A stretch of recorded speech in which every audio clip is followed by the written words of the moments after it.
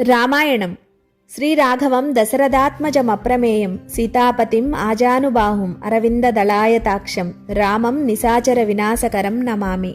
రఘువంశానికి చెందినవాడు, దశరథుని కుమారుడు, అపరిమితమైన శక్తి సామర్థ్యాలు కలవాడు, సీతాదేవి భర్త, దీర్ఘ బాహువులు కలవాడు, కమలదళాల వంటి కన్నులు కలవాడు, రాక్షసులను సంహరించగలవాడు అయిన శ్రీరాముడికి నేను నమస్కరిస్తున్నాను అని అర్థం. విశ్వామిత్ర మహర్షి తలపెట్టిన యజ్ఞం నిర్విఘ్నంగా పూర్తయింది. రాముడు తర్వాత తాము చేయాల్సిన కర్తవ్యం తెలుపమని మహర్షిని అడుగుతాడు.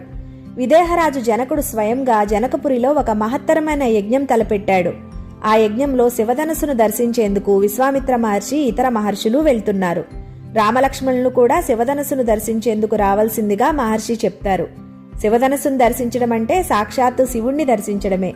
ఆ శివధనస్సు దక్షయజ్ఞం సమయంలో శివుడు స్వయంగా ధరించింది. అందుకే రామలక్ష్మణులు కూడా గురు ఆజ్ఞగా జనకపురికి బయలుదేరతారు. ఆ మార్గమధ్యంలో మహర్షి, ఇంద్రవైభవం, ఇంకా క్షీరసాగర మదనం, దేవతలు దానవులు అమృతం కోసం క్షీరసాగరాన్ని మదించటం, వచ్చిన హాలాహలాన్ని మహాత్యాగి అయిన శివుడు లోకశ్రేయస్సు కోసం పానం చేయడం అంతా రామలక్ష్మణులకు వివరిస్తారు.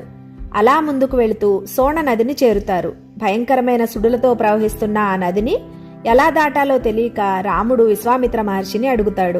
గురుదేవ, కొంతమంది ఇటువైపుగా దిగుతున్నారు, కొంతమంది అటుగా దిగిపోతున్నారు. చూడడానికి భయంకరంగా దాటసక్యం కానిదిగా ఉన్న ఈ నదిని సురక్షితంగా దాటాలంటే ఏ వైపుగా దిగాలి అని అడుగుతాడు రాముడు. ఏ యుగంలో అయినా ఒకటే మార్గం. మహర్షులు ఏ దారి అయితే నడిచారో అదే ఉత్తమమైన మార్గం, శ్రేయస్కరం, గమ్యాన్ని చేరుస్తుంది అని మహర్షులు నడిచిన మార్గం చూపుతారు విశ్వామిత్ర మహర్షి.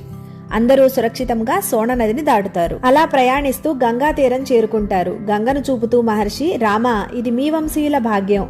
పూర్వం మీ వంశంలో సగరుని కుమారులు మరణిస్తే వారిని ఉద్ధరించడానికి గంగను భూమి మీదకి తీసుకురావడానికి మీ వంశీయులంతా ప్రయత్నించారు. మీ వంశంలోనే పుట్టిన భగీరథుడు ఘోర తపస్సు చేసి గంగ భూమి మీదకి రావడానికి కారణమయ్యాడు.